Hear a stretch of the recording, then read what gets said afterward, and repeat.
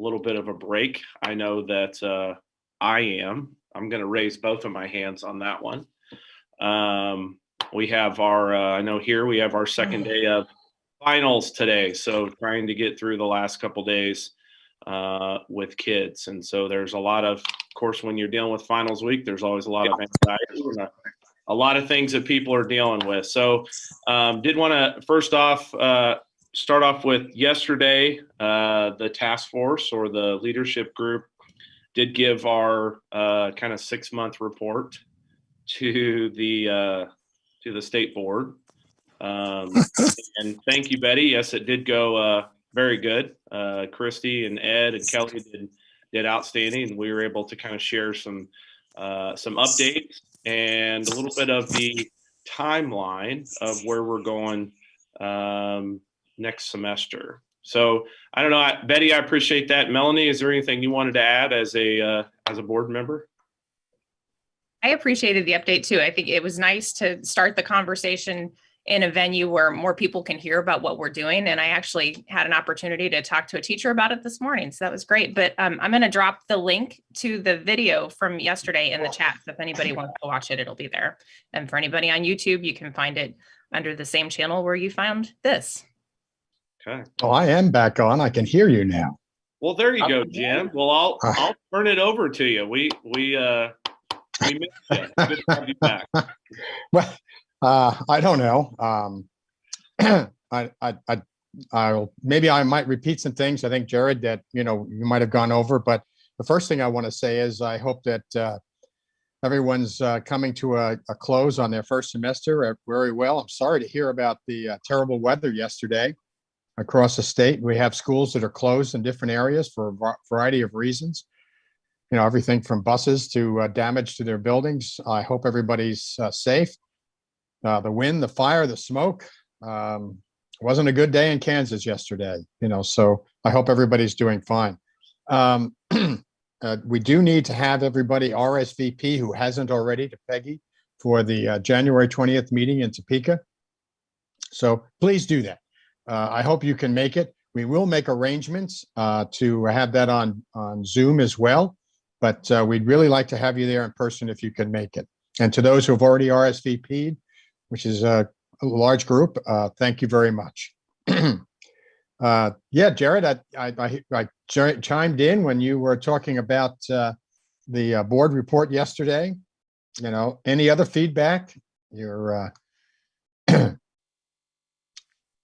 from you or from Melanie or Betty or? I don't think additional feedback.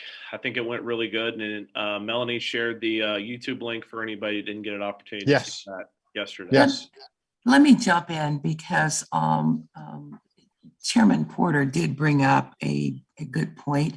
I'm not sure if this is being embedded in the conversation, but with graduation rates being at 86%, he asked that we try to focus on what can be done for that 14% that's not being graduated, that some of our efforts or energies should be looking at ways that we can increase that 86% or to focus on the 14% that's not graduating.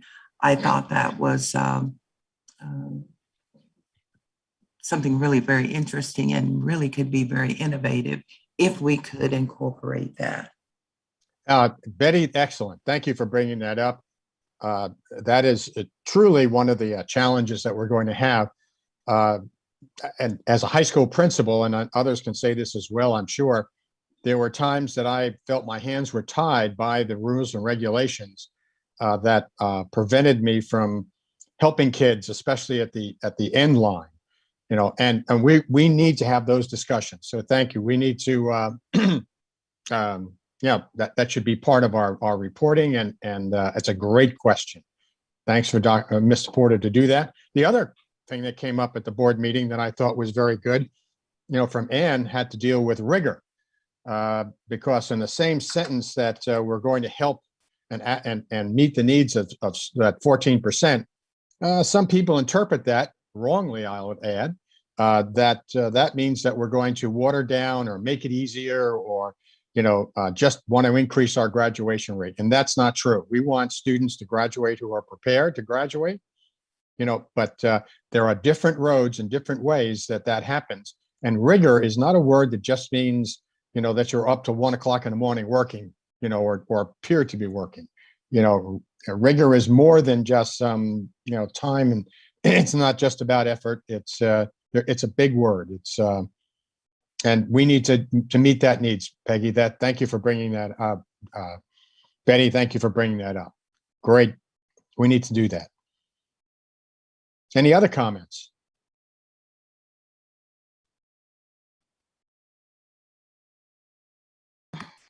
Okay. Gotta love wait time. That's me. I hate to monopolize, but there was also a conversation that I had with a few of the other board members, and we were talking about the relevance of rigor.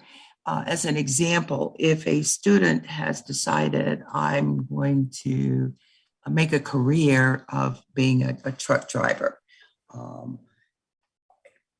and we look at the requirements of math, that we really should have career math, career science, something that if I'm not going to be a math teacher or a doctor, I might not need, and I don't know if it's rigor or the number of credits, and maybe you can combine them both, that the needs would vary dependent on the career path that student is choosing.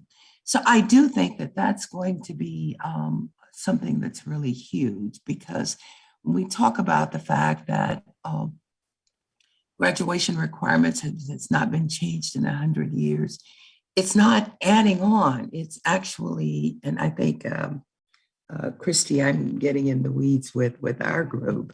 It's looking at those kinds of things that we can take away, those kinds of things that we can add that could enhance the success of our students. So going forward, Jim and Jared and the rest of the group, I see that we still have a lot of work ahead of us. Oh, yes. You have a lot of work, Betty, and a lot of conversation. And I love your remarks. As we said yesterday, it kept coming up and keeps coming up, and it should. The IPS, the Integral Plans of Study, should have a huge impact on what the student is doing and why they're doing it, of course. So yes, if we don't, we would be very remiss, if not downright failed, if we didn't follow up on your remarks and make that part of any final report that we do. Thank you. Any other comments?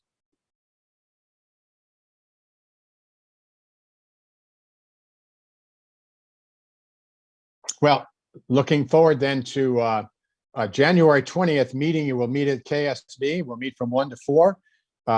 We will promise you that we will not stay longer than 4 p.m. I realize some have longer journeys than others, and who knows what the weather's going to be like, but I'm going to predict that it's going to be a fine time to drive.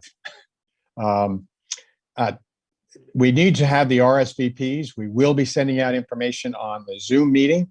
One of the things that we're going to be discussing at this is obviously that the format is going to be focused on the reports by the different subcommittees. That will be the big part of our meeting.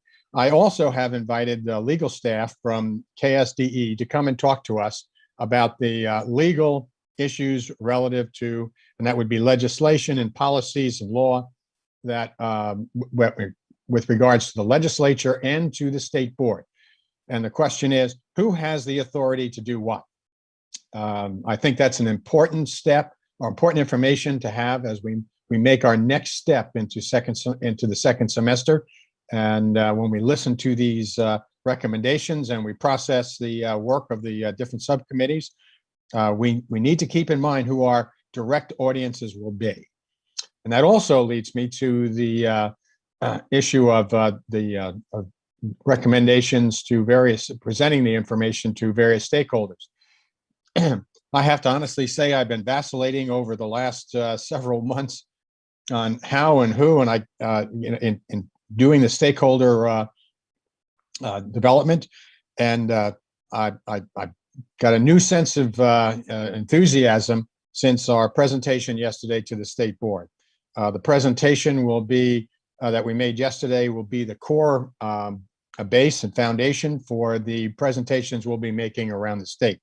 Peggy and I put a list together yesterday of people, organizations that need to be connected with, and we've already started our scheduling those.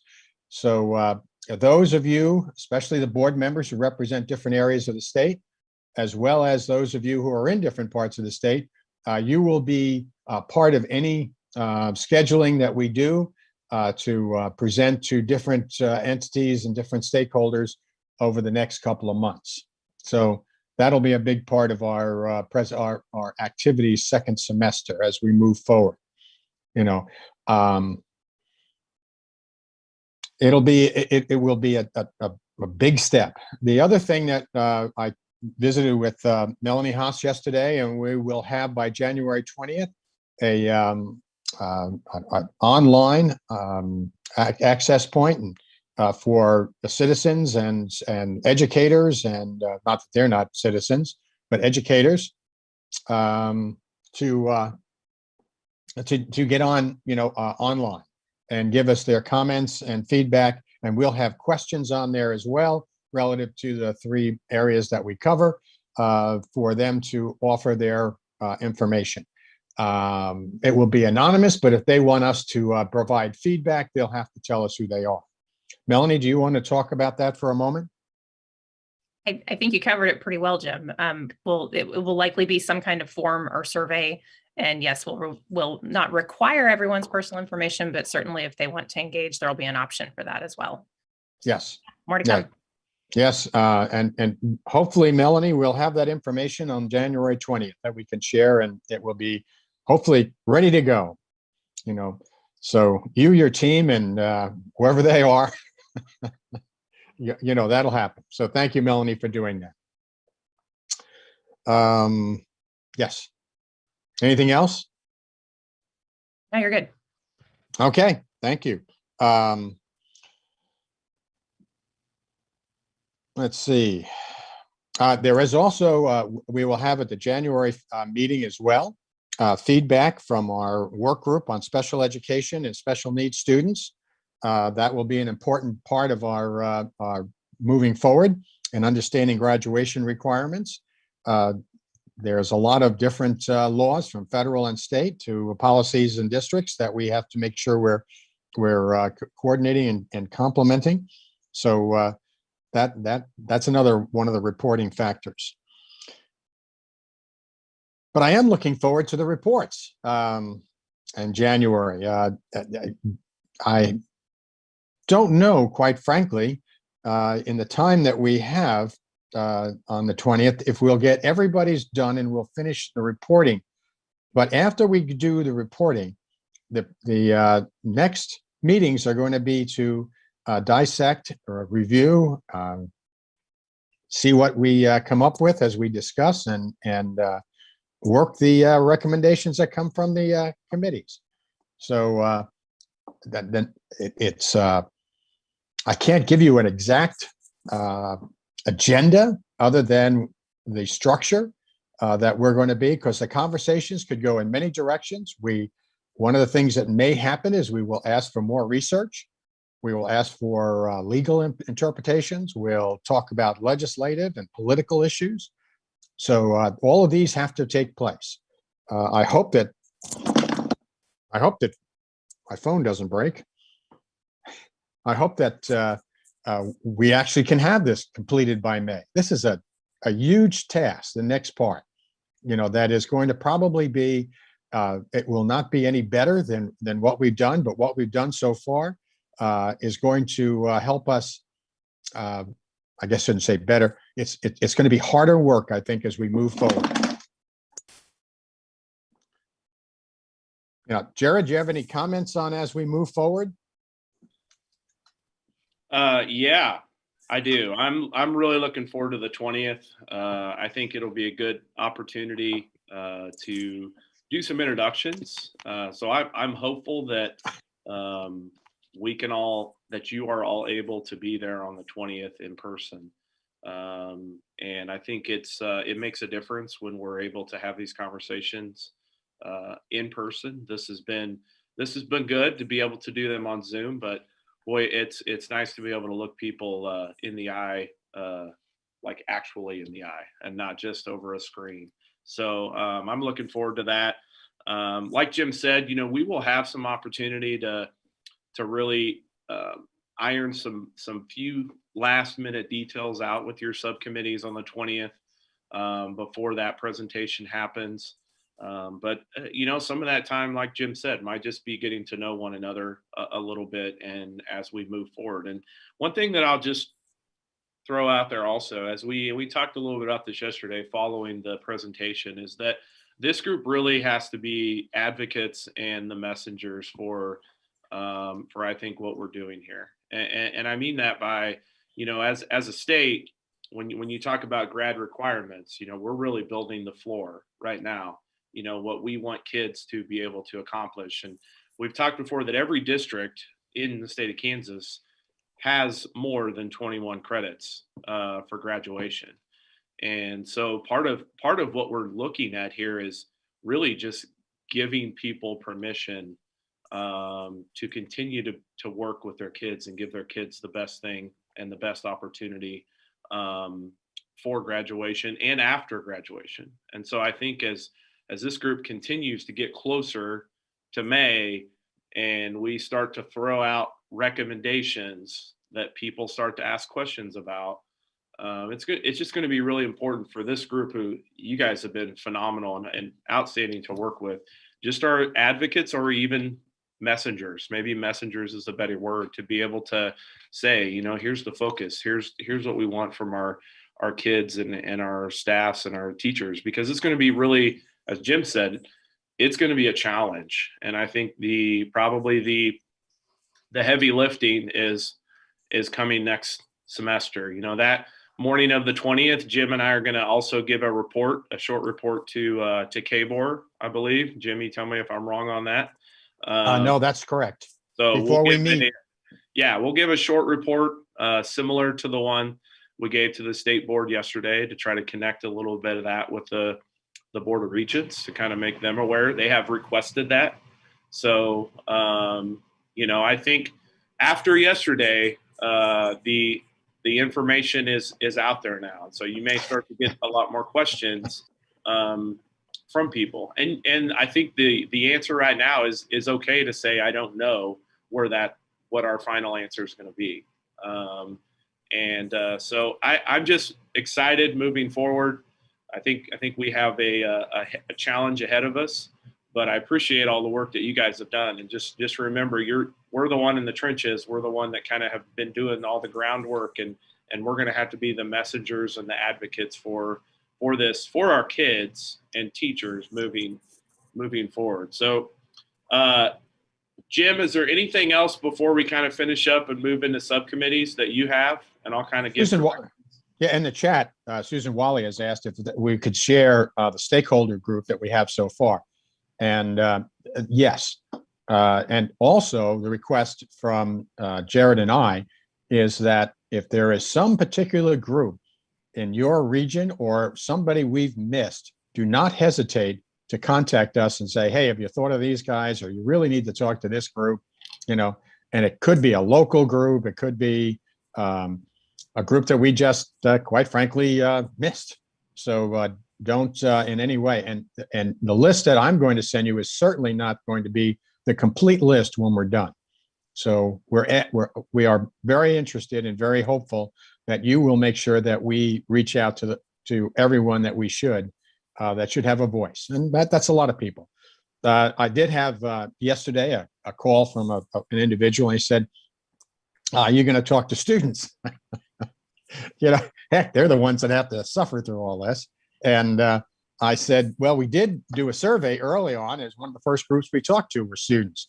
But at the same time, that's a great statement. And we have a couple of opportunities as state board members to interact in the next couple of weeks, with the next couple of months with student groups. But we will make sure that student groups are included in the conversation. And I think that was a great and timely suggestion. So Susan, yes, we will get that information out and the list will grow. And I will tell you this too, if you're part of a group and you want us to come, that's fine. That we will certainly do that. But remember, if you offer us a group, you're probably going with us. Could I jump in with Sure. just a thought? When you were talking about contacting student groups, one of the things that really come to mind when we look at that 14% of students that's not graduating, without even having any data in front of me, I would expect that the subgroups in that 14% would be dominated by race and economics. With that being said, I am not sure how we would reach out to student groups that would represent The that 14%. percentage. Yeah. But I do think that it's really important trying to understand what obstacles, what hurdles, what's in your way as we start to address those needs. So moving forward, I hope that when we talk about getting in contact with student groups, that we look at a way to make sure that that is a diverse initiative or it's an initiative that includes great diversity. Better Absolutely. said that way. Absolutely. You know, and I think too that there are the guidance counselors would also have to be part of that, and principals. But Betty, without a doubt, talk to the folks that are the ones that are in that 14%. Find out what the issues, barriers, challenges, and circumstances they're working under that are contributing to that factor. Without a doubt, that thank you very much. Yep. And it will take extra effort to do that. And that extra effort is called for and needed. And we're not going to be easily thwarted in our efforts to do that. Jim, I would say, yeah, I agree. It would cause extra effort to find the 14% that didn't graduate, that maybe, here or there. But school districts and schools know the students that are currently not on track to graduate. Yes. How can we wrap our arms around those groups of students and have some conversations with them and ask them, what are some current barriers today that's preventing you from graduating? Well, actually, one of the things that I did as a principal at Northwest was I went down to, we had one main feeder that 90% of our students came from. And the old talk to the 6th, 7th, and 8th grade teachers and find out who's not on track. And most of those are not related to academic challenges. They're smart enough to do it. That's not the issue. There's other issues that are part of that. And intervention has to happen before 9th grade. Conversations between high school and middle school and elementary, and as we heard yesterday at the board meeting, there's a predicted rate at 3rd grade. If they can't read, they're in challenge, so we can't wait till senior year to intervene. The interventions and the services and the support has to be early on. We know what the indicators are. We need to activate, but this hopefully this graduation task force will bring that to the forefront. Yes, thank you very much. Great conversation. Way better. Yes. Any other comments before we move on?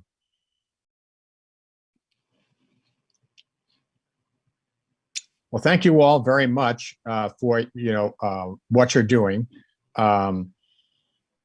You've given great time to this. I am, as I said yesterday, I am personally validated by my experiences with you and with the leadership team and with this whole effort.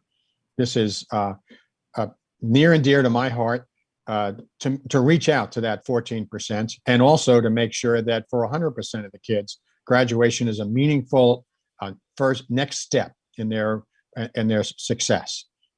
So meeting the goal, the vision of the board for the success of each student, we are at the forefront of that, and your work is very important. It might seem arduous at times. It might seem maybe even a little boring at times, or might not seem to be going, but we are moving and things are happening, even behind the scenes.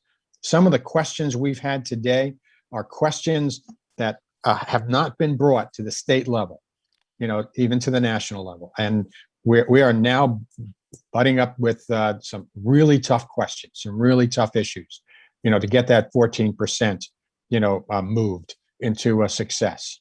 So, thank you very much for that. A couple of things that before we move into our subgroups. Number one, again, if you would please make sure you RSVP to Peggy, so we have an accurate count. And even if you don't know for sure, send in. We've had a couple of people say, I really want to be there, but I've got to make some changes and I'm not sure. That helps as well. And then follow up if you are or you're not going to be there. Thank you for that. Finally, two things as we end here.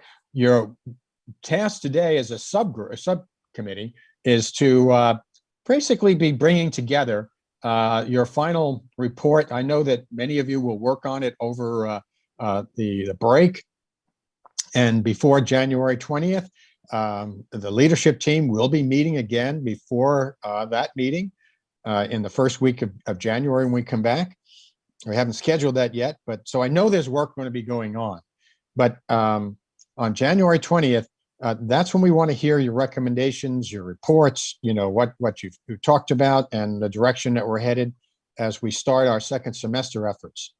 It's very important. So I look forward to that. But also, I truly want you to have a happy, restful winter break, Christmas, whatever you refer or how you refer to it. It's as educators, we need to take care of ourselves, and the break time is a break time.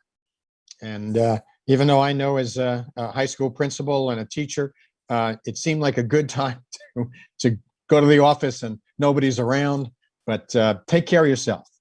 Make sure that at this time, we've gone through a very stressful first semester at COVID, and especially, and so take care of your health, take care of yourself, take care of your family, and have a wonderful holiday season. Now, my present to you is when you're finished with your subcommittees, we're not going to ask for you to report back. If you're done in 15 minutes, you're done. If you need more time, take the time that you need, but please don't go past 11 o'clock. If you're ready to move on, you are finished for today. We will not have a gathering for subcommittee reports this morning. That's my Christmas present to everyone, that they can move on and get out. So my closing comments are, thank you very much for the first 6 months of the work you've done. The board was very appreciative of it, very respectful, and excited about the opportunities of conversation that we're having about for the students' success in Kansas. So, Jared, any closing remarks? Yeah, we have about 90 minutes. So if you are done before that, like Jim said, do not come back to this meeting because you will not see anyone. So I'll just add also, everybody have a wonderful holiday break, and just thank you again for the work. And Peggy, I think we're ready to roll. Okay, Merry Christmas to everyone too. And thank you, Peggy.